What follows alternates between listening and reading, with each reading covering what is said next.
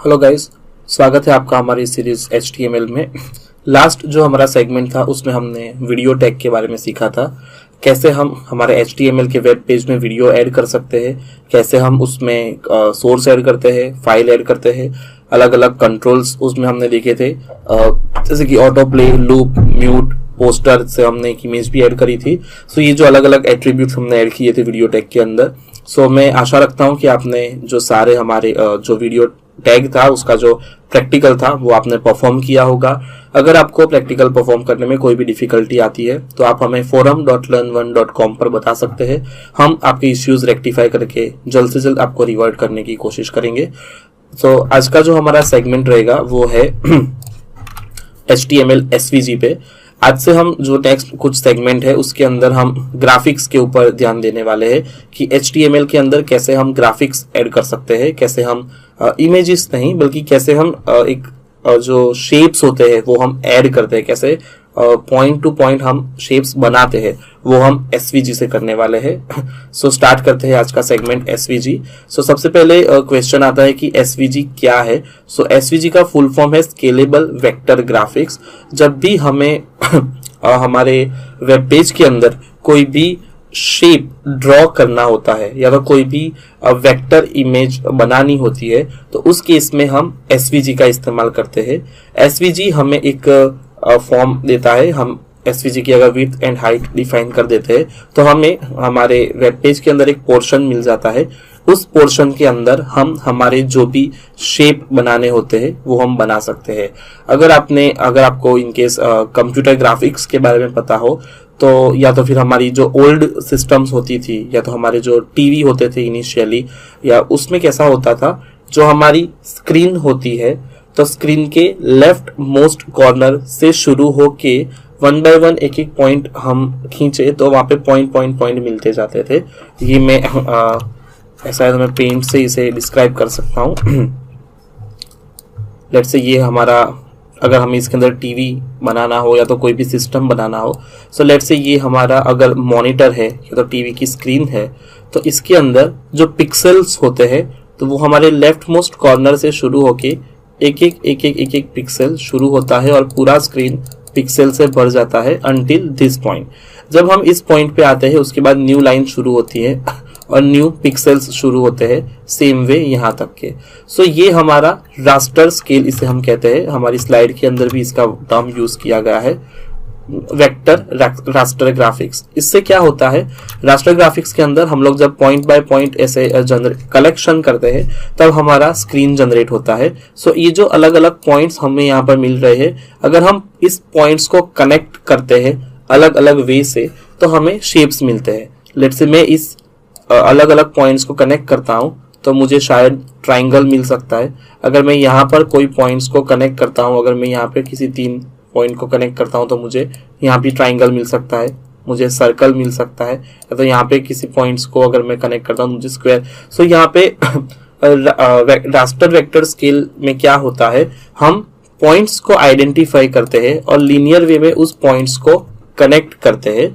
और जब हम इन पॉइंट्स को कनेक्ट करते हैं इन अ प्रॉपर वे तो हमें एक इमेज मिलती है। इस इमेज को हम SVG इमेज कहते हैं कि हम SVG इमेज कैसे जनरेट करते हैं। सो अगर एज ए कंक्लूजन हम कहें तो अलग अलग पॉइंट्स को कनेक्ट करके या तो अलग अलग पॉइंट्स को यूज करके हम जब कोई इमेज या कोई भी 2 डायमेंशनल इमेज जनरेट करते हैं तो उसे हम नॉर्मली SVG कहते हैं। यूजुअली SVG का इस्तेमाल हम पाई चार्ट्स में करते हैं या तो फिर हम ग्राफ्स में करते हैं। अगर आपको मैथ्स में पता हो तो हमें मैथ्स के अंदर XY कोऑर्डिनेट्स मिलते थे। सो XY कोऑर्डिनेट मतलब X coordinate and Y coordinate, ये भी हम पेंट में ही देखते हैं। न्यू जब भी हम लेट्स से ये हुआ एक लाइन और सेम वे होती है हमारी दूसरी लाइन। सो यूजुअली जो हॉरिजॉन्टल लाइन होती है उसे हम X कहते हैं और जो वर्टिकल लाइन होती है उससे हम Y कहते हैं।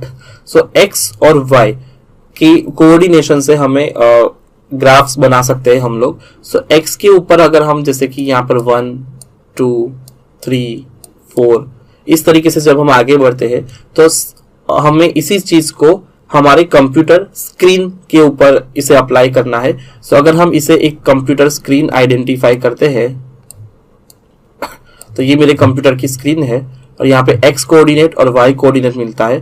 तो अगर मैं मेरी कंप्यूटर स्क्रीन के ऊपर कोई वेब पेज लोड करता हूँ और उस वेब पेज के ऊपर मुझे SVG इमेज जनरेट करनी है, तो मैं ये जो x के ऊपर जो 1 2 3 4 ये जो मेरे पिक्सल्स है उसको यूटिलाइज करके और सेम वे y के ऊपर जो 1 2 3 4 पिक्सल्स होते हैं उसको यूटिलाइज करके, मतलब दोनों के कॉम्बिनेशन से मैं इमेज जनरेट कर सकता हूँ। सो ध्यान रखें, जब भी हम SVG के साथ काम करते हैं हमें पिक्सल के बारे में क्लियर होना बहुत ही जरूरी होता है। उसके लिए पिक्सल क्लियर करने के लिए हमें ये XY कोऑर्डिनेट मेथड हमें बहुत ही यूजफुल होगी। अगर आप क्लियर है X और Y आइडेंटिफाई करने में तो आप बहुत ही इजीली हमारे SVG के इमेजेस जनरेट कर पाएंगे। मैं रिक्वेस्ट करूंगा अगर आप नहीं है क्लियर तो आप पहले इसे लर्न कर दे। आप कहीं से भी ऑनलाइन ट्यूटोरियल पढ़ के XY कोऑर्डिनेट का जो ग्राफ डिजाइन करने की जो मेथड है वो भी आप सीख सकते हैं। बाकी यहाँ पर जो मैंने एग्जांपल एक्सप्लेन किया है कि X कोऑर्डिनेट के ऊपर हमें 1 2 3 4 फिर मीनवाइल हमें 200 300 400 ऐसे काफी सारे पिक्सल्स मिलते जाते हैं। सो हम उसके अकॉर्डिंग हम आगे सीखने ही वाले हैं कि कैसे हम SVG में इमेज जनरेट कर सकते हैं। और जब हम एग्जांपल परफॉर्म करेंगे तो ये थोड़ा समझना इजी होगा। So let's go to the example. सबसे पहला हमारा एग्जांपल है सर्कल का। तो मैं सर्कल के एग्जांपल के साथ आपको SVG क्रिएट करना सिखाता हूं। सो लेट्स से मैं जंप करता हूं मेरे प्रोग्राम के ऊपर, HTML SVG सर्कल। सो ये मेरा प्रोग्राम है।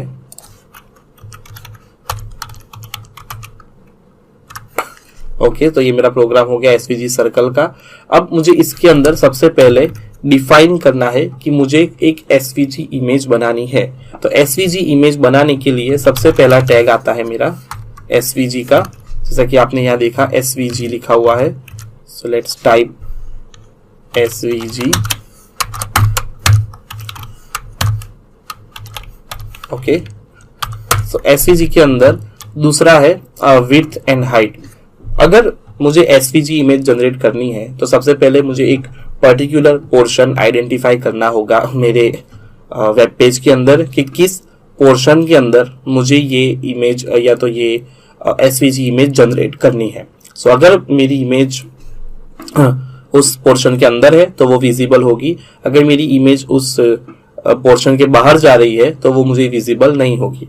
सो सबसे पहला है कि हम SVG बनाने के लिए एक पर्टिकुलर पोर्शन डिफाइन करें। सो इसके लिए हम यूज करेंगे width equals, let's say currently हम 100 ले रहे हैं और हाइट ले रहे हैं हम 100, सेम जैसा कि यहाँ पे दिया है वैसे ही। सेव करते हैं। सेव करने के बाद अगर हम इस प्रोग्राम को रन करते हैं तो करंटली हमें कुछ भी दिखाई नहीं दे रहा है, कुछ मिलेगा नहीं। अब हम इसके अंदर ऐड कर रहे हैं SVG जनरेट हो गई है बट हमारी। सो अब हम इसके अंदर हम सर्कल ऐड करेंगे। तो सर्कल के लिए जो कमांड टैग है हमारा उसका नाम भी सर्कल ही है। सो लेट्स से मैं यहाँ पे ऐड करता हूँ सर्कल, जैसे कि सर्कल हमारा 1 लाइन है। तो सर्कल बनाने के लिए हमें यूजुअली कोऑर्डिनेट्स चाहिए होगा, कि मतलब कि सर्कल का पॉइंट चाहिए होगा। तो जैसे कि हम मैथ्स में भी जानते हैं कि जो भी हमारा सर्कल होता है तो उसके बीच में एक सेंटर होता है, तो वो सेंटर पॉइंट हमें आइडेंटिफाई करना होता है, डिफाइन करना होता है। और सर्कल की रेडियस होती है कि कितने रेडियस का हमारा सर्कल है। तो सेम चीज जब हम SVG के साथ काम करते हैं तो यहाँ पे हमें 2 एट्रीब्यूट दिए गए हैं, CX CY और R। तो CX क्या डिफाइन करता है, हमारा X कोऑर्डिनेट के ऊपर कौन सा पॉइंट है। Y क्या डिफाइन करता है, हमारा Y कोऑर्डिनेट के ऊपर कौन सा पॉइंट है। हमारे पेंट में जो हमने देखा था कि ये हमारा X कोऑर्डिनेट है और Y कोऑर्डिनेट है। अगर मेरे 1 2 3 4, सो ये अगर मेरा 4 है और सेम वे 1 2 3 4 5, अगर ये Y कोऑर्डिनेट के ऊपर मेरा 5 है, सो ये जो पॉइंट यहाँ पे मिलता है मुझे इन दोनों के इंटरसेक्शन से, इसे हम यूजुअली 4,5 से शो करते हैं। सो ये जो 4 5 है ये हमारा कोऑर्डिनेट मिलता है कि ये जो रिप्रेजेंटेशन है ये हमें शो करता है कि ये पॉइंट अगर हमें आइडेंटिफाई करना है हमारे SVG के ऊपर या स्क्रीन के ऊपर, तो ये पॉइंट है मेरा एक्स कोऑर्डिनेट के ऊपर 4th लोकेशन और वाई कोऑर्डिनेट के ऊपर 5th location. So it is my 4,5। Same चीज हमारे एसवीजी में भी होती है कि ये जो सी एक्स है वो है मेरा x in the bracket x coordinate, ये मेरा सी वाई है वो है मेरा वाई कोऑर्डिनेट, और रेडियस है मेरी 40। तो ये जो एक्स वाई है वो मेरा करंटली अगर हम मैथमेटिक्स के व्यू में देखें तो इट्स माय 50,50 कोऑर्डिनेट। सो ये हम आइडेंटिफाई करते हैं। लेट्स से मैं यहाँ लिखता हूँ C X equal to 50, C Y equals 50, और आर में डिफाइन करता हूँ 40। यहाँ पर अगर हमने 40 लिया है सो मेरा जो सर्कल है वो 40 रेडियस का होगा। सेव करते हैं, रन करते हैं। तो जैसे ही मैंने रन किया मुझे एक ब्लैक कलर से फिल और ऐसा मुझे सर्कल मिल रहा है। सो यहाँ पर अगर हम देखिए तो ये जो है मेरा सेंटर है, जहाँ पे मेरा एरो मेरा है वो मेरा सेंटर है। सो ये मेरा एक्स कोऑर्डिनेट कंसीडर होगा, और ये जो बॉर्डर है वो मेरी वाई कोऑर्डिनेट कंसीडर होगी। Let me zoom out. ये है मेरा एक्स कोऑर्डिनेट, ये है मेरा y कोऑर्डिनेट। x कोऑर्डिनेट के ऊपर 50 पॉइंट्स पिक्सल मूव करने पर, मतलब 1 2 3 4 अगर हम गिने तो यहाँ पे कुछ 50 होना चाहिए क्योंकि ये मेरा पॉइंट है, x is 50। Same way y के ऊपर अगर मैं नीचे उतरता हूँ तो यहाँ पर कुछ मेरा 50 होना चाहिए, 50 पॉइंट। सो वो अगर मैं यहाँ पे ड्रैग करता हूँ तो यहाँ पे आता है मेरा 50। सो ये जो मेरा पॉइंट मुझे यहाँ मिल रहा है वो मिलेगा मुझे 50,50। सो ये हुआ मेरा सेंटर। हमने एसवीजी जनरेट किया था 100 पिक्सल का। सो मेरा टोटल हो रहा है एसवीजी की साइज 100, विड्थ ही 100 है, हाइट भी 100 है।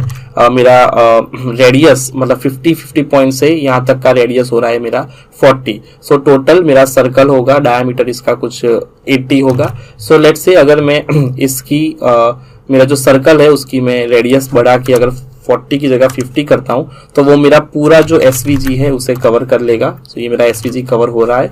अगर मैं इसे बढ़ा के 60 करता हूं तो मेरा जो सर्कल है वो मेरे एसवीजी की जो साइज मैंने डिफाइन करी है उस साइज के बाहर जा रहा है, इसलिए मुझे सर्कल की कुछ पोर्शन ही विजिबल हो रहा है, बाकी का जो पोर्शन है वो मेरा कट हो रहा है। मीन्स मेरा सर्कल मेरी एसवीजी की जो विड्थ एंड हाइट दी है उसके बाहर जा रहा है। अगर और भी कुछ हमारे ऐसे एट्रीब्यूट्स है जिस सर्कल के अंदर, जैसे कि स्ट्रोक, तो स्ट्रोक डिफाइन करता है कि मेरा जो बॉर्डर होता है सर्कल का वो मुझे कौन से कलर में चाहिए। सो लेट्स से मुझे मेरी बॉर्डर येलो कलर की चाहिए। सो मैं यहाँ पर अगेन रेडियस करता हूँ 40, stroke equals yellow, save and run.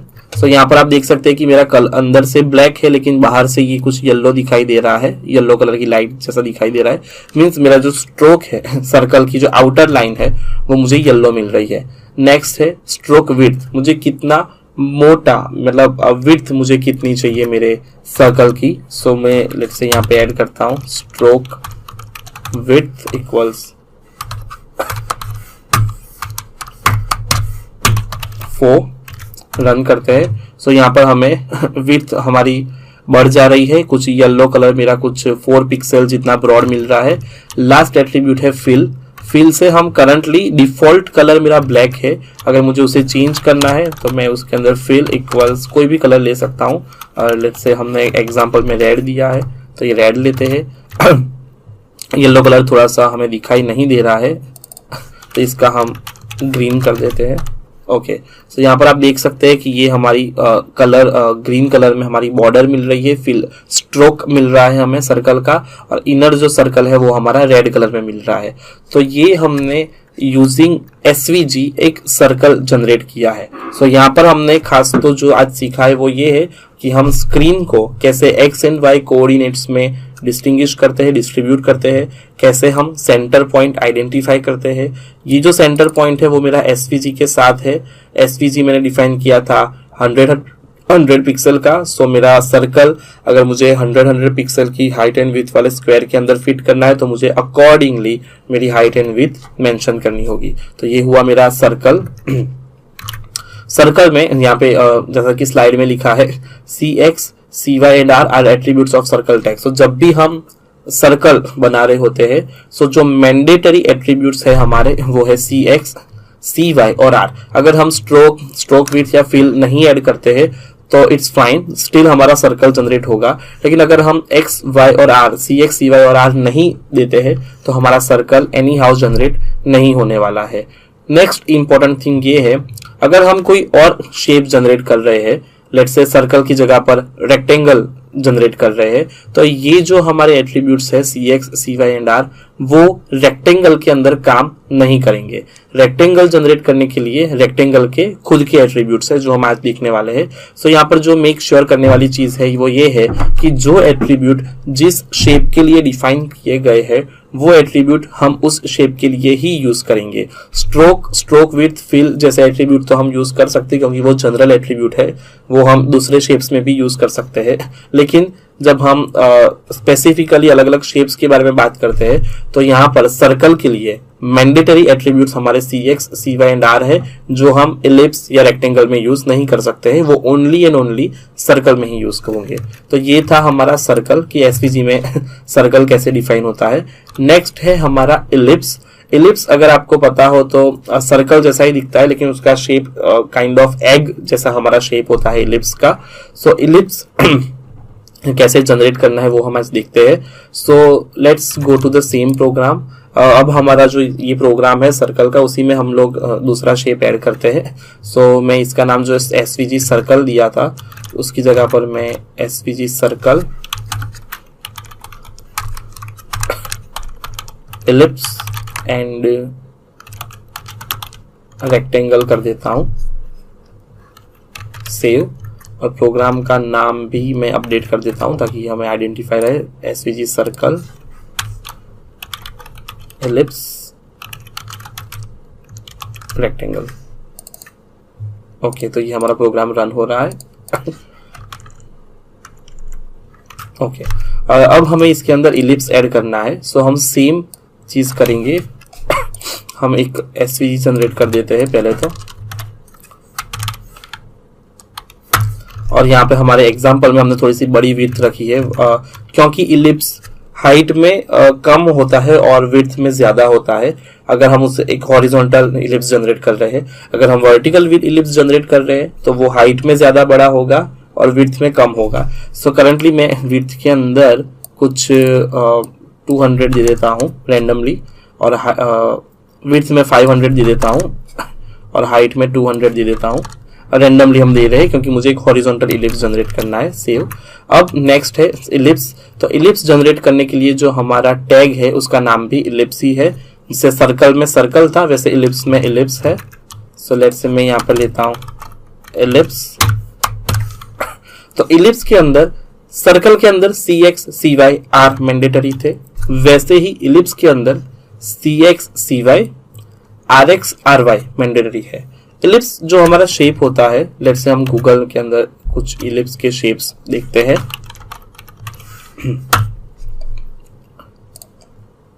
Let's say ये हमारा इलिप्स है। सो इलिप्स में कैसा होता है, ये हमारा y कोऑर्डिनेट है, ये हमारा x कोऑर्डिनेट है। सो इलिप्स शेप के अंदर हमेशा दो सेंटर्स रहते हैं। तो यहाँ पे अगर हम देखें तो हमारे दो सेंटर कुछ यहाँ पर और कुछ यहाँ पर होने चाहिए, क्योंकि दो सेंटर को, जैसे कि ये रहा ये वाली इमेज अगर हम देखें तो इस इमेज के अंदर हमें f(2) और f(1) ऐसे दो सेंटर्स दिए गए हैं। सो इलिप्स जब हम जनरेट करते हैं तो इलिप्स एक सेंटर से जनरेट नहीं होता है, इलिप्स हमेशा दो सेंटर से जनरेट होता है।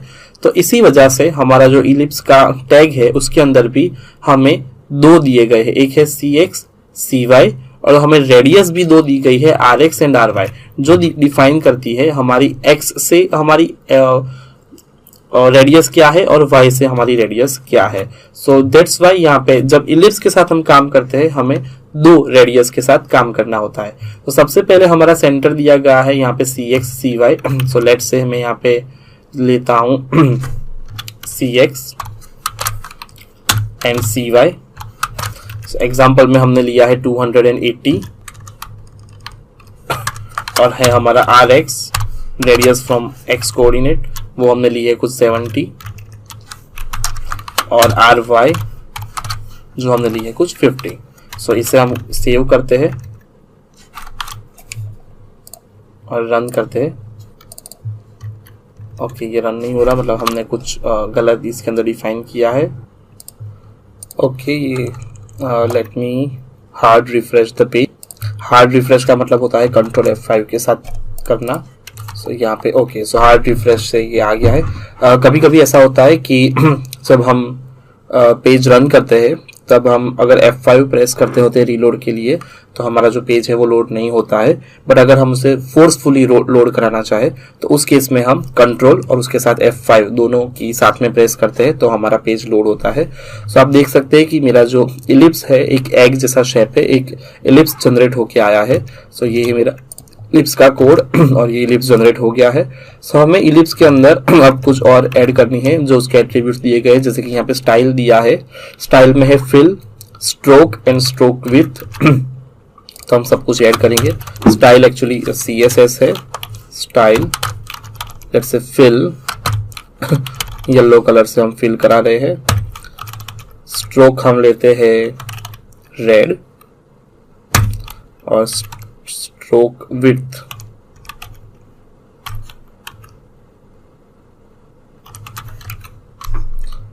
विड्थ यहाँ पे ली है हमने 2। ओके,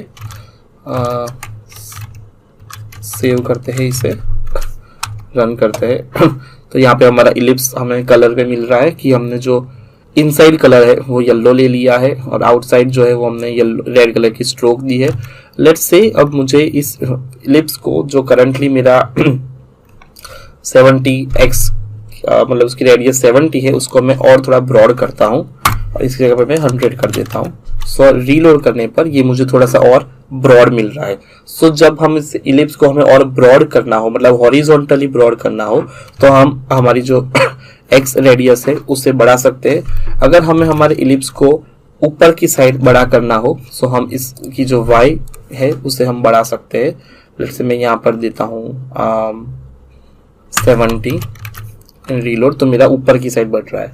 सो इलिप्स जो है वो हमारा एक्चुअली सर्कल ही होता है अगर हम उसकी दोनों रेडियस को सेम दे देते हैं। लेट्स से मैं RX और RY दोनों को अगर मैं 50-50 देता हूं तो मेरा जो इलिप्स है वो एक सर्कल बन जाता है। सो अगर हमें सेम RX RY डिफाइन करते हैं, रेडियसेस डिफाइन करते हैं तो हमें सर्कल मिल जाता है। लेकिन अगर हमें इलिप्स चाहिए तो हम उसकी RX और RY मतलब जो हमारे दोनों रेडियस है उसके साथ हम प्ले कर सकते हैं। CX CY जो है वो हमारे ये दिखाते हैं कि जो मेरा SVG जनरेट हुआ है, SVG 500 200 मतलब ऊपर 500 और नीचे 200 है, तो उस SVG के अंदर मेरा जो सेंटर पॉइंट है, मेरा जो कोऑर्डिनेट है वो है मेरा 280। सो ये मेरे XY कोऑर्डिनेट हुआ, मेरा सेंटर होता है 280। तो ये होता है मेरा इलिप्स। नेक्स्ट हमारा शेप इलिप्स के अंदर एक चीज रह गई, ये जो नोट लिखी है वो CX attribute defines the X coordinate of the centre of the ellipse and CY attribute defines the Y coordinate of the centre of the ellipse. मतलब अगर ये मेरा इलिप्स है तो CX CY क्या होगा, मेरा यहाँ पर जो मैं होवर करंटली मेरा एरो है वो हुआ मेरा CX एंड CY और RX RY मेरे क्या हुए, horizontal radius and vertical radius. तो अगर मेरा ये इलिप्स है तो मेरी हॉरिजॉन्टल रेडियस हुई RX और वर्टिकल रेडियस हुई मेरी RY। सो ये हुआ मेरा इलिप्स। नेक्स्ट हमारा शेप है रेक्टेंगल। सो कैसे हम रेक्टेंगल जनरेट कर सकते हैं, तो जैसा कि आप जानते हैं कि रेक्टेंगल के लिए हमें सिर्फ विड्थ एंड हाइट ही चाहिए होती है, इसीलिए हमारे रेक्टेंगल में दो ही एट्रीब्यूट है, width and height. So let's say मैं एक रेक्टेंगल ये मेरा SVG है सो इसी के अंदर मैं ऐड करूंगा रेक्टेंगल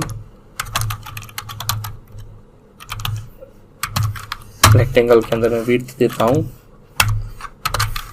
लेट्स से या तो 300 और हाइट देता हूं 100 और सेव करता हूं। तो यहाँ पे मुझे रेक्टेंगल मिलना तो यहाँ आप देख सकते हैं रेक्टेंगल नहीं मिल रहा है क्योंकि मैंने यहाँ पे कमांड गलत दिखा है। रेक्टेंगल जनरेट करने के लिए हमें सिर्फ रेक्ट लिखना होता है। सो सेव एंड रीलोड।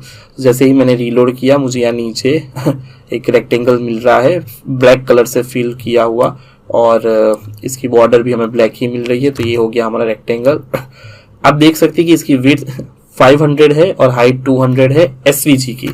और मेरे रेक्टेंगल की विड्थ है 300 और 100, मीन्स मेरा एसवीजी में और भी ज़्यादा आगे तक 500 तक मेरा एसवीजी जा रहा है, जिसमें से 300 तक मेरा रेक्टेंगल की विड्थ मैंने असाइन करी है। और हाइट है मेरी 200, मतलब यहाँ से कंसीडर करें तो नीचे 200 तक मेरा एसवीजी की हाइट है, लेकिन 100 मैंने रेक्टेंगल की हाइट दी है। सो ऊपर लेफ्ट मोस्ट कॉर्नर से काउंट करते हुए वो नीचे 100 तक मेरा रेक्टेंगल जनरेट हो रहा है। रेक्टेंगल के अंदर भी same stroke width and fill जैसे 3 एट्रीब्यूट्स है हमारे, जो यहाँ पर है स्ट्रोक विड्थ फिल, जैसे सेम हमारे सर्कल में थे। सो हम वही ले लेते हैं, सेव एंड रीलोड। सो हमें सेम एक शेप मिल रहा है, हमारा स्ट्रोक हो रहा है ग्रीन कलर का, स्ट्रोक की विड्थ मिल रही है और रेड भी मिल रहा है हमारे फिल कलर में। सो ये होता है हमारा रेक्टेंगल। सो आज हमने टोटल 3 चीजें सीखी है। पहले तो हम एसवीजी क्या होता है, एसवीजी कैसे काम करता है, उसकी कंसेप्ट हमने क्लियर की है। उसके बाद हमने एसवीजी में सर्कल, इलिप्स और रेक्टेंगल जनरेट करना सीखा है। तो जैसा कि आपने देखा कि तीनों शेप जब हमने जनरेट किए तब उसके खुद के अलग अलग एट्रीब्यूट्स थे, जैसे कि सर्कल के अंदर CX, CY एंड R था, इलिप्स के अंदर XY कोऑर्डिनेट था, उसके बाद रेडियस थी 2 RX RY, जबकि रेक्टेंगल के अंदर सिर्फ विड्थ और हाइट थी। तो ये हमारे एट्रीब्यूट्स थे। सो गाइज मेक श्योर जब भी हम कोई एसवीजी इमेज जनरेट करते हैं तब हमें उसकी जो रिस्पेक्टिव एट्रीब्यूट्स है उसके ऊपर ध्यान देना होता है। अगर हम गलत एट्रीब्यूट्स यूज कर रहे हैं या तो सर्कल के इलिप्स में या इलिप्स के सर्कल में यूज कर रहे हैं तो हमें प्रॉपर आंसर नहीं मिलेगा। बट हम अगर proper attributes with proper tag use कर रहे हैं तो हम प्रॉपर शेप, मतलब जो डिजायर्ड शेप है वो हम जनरेट कर पाते हैं। तो ये था हमारा रेक्टेंगल। नेक्स्ट जो हमारा सेगमेंट है उसमें भी हम एसवीजी ही कंटिन्यू करने वाले हैं, लेकिन उसके अंदर हम लाइन, पॉलीगॉन और पॉलीलाइन जैसे पॉइंट लेंगे कि ये 3 जो हमारे शेप्स है वो हम जनरेट करने वाले हैं। कैसे हम एसवीजी में लाइन जनरेट कर सकते हैं, कैसे हम पॉलीगॉन मतलब मल्टीपल शेप्स, मतलब जैसे कि एक से ज्यादा जिसकी साइड्स होती है वैसे शेप्स जनरेट कर सकते हैं, और पॉलीलाइन मतलब मल्टीपल लाइंस जनरेट कर सकते हैं। तो ये हम नेक्स्ट सेगमेंट में देखेंगे। गाइज आई रिक्वेस्ट यू, आज का जो हमारा सेगमेंट था जिसमें हमने एसवीजी में ग्राफिक्स जनरेट किए हैं, करंटली हमने सिर्फ शेप्स जनरेट किए हैं but those are also graphics. So I request you all कि आप अपने सिस्टम में ये प्रैक्टिकल परफॉर्म करें और ग्राफिक्स जनरेट करें, क्योंकि ये बहुत ही इंपॉर्टेंट होता है और ये थोड़ा सा ट्रिकी भी होता है। तो आप इसे खुद प्रैक्टिकल परफॉर्म करें। अगर प्रैक्टिकल परफॉर्म करते टाइम वो प्रॉपरली रन हो रहा है so it's really well and good. अगर आपको कोई भी डिफिकल्टी फेस हो रही है प्रैक्टिकल परफॉर्म करते टाइम या आपको कोई भी इश्यूज आ रहे हैं तो आप उसे हमें forum.learn1.com पर बता सकते हैं। हम जल्द से जल्द आपके इश्यूज को रिवर्ट करके आपको अप्रोच करने की ट्राई करेंगे। नेक्स्ट सेगमेंट में हम सीखेंगे SVG line, polygon and polyline. Thank you.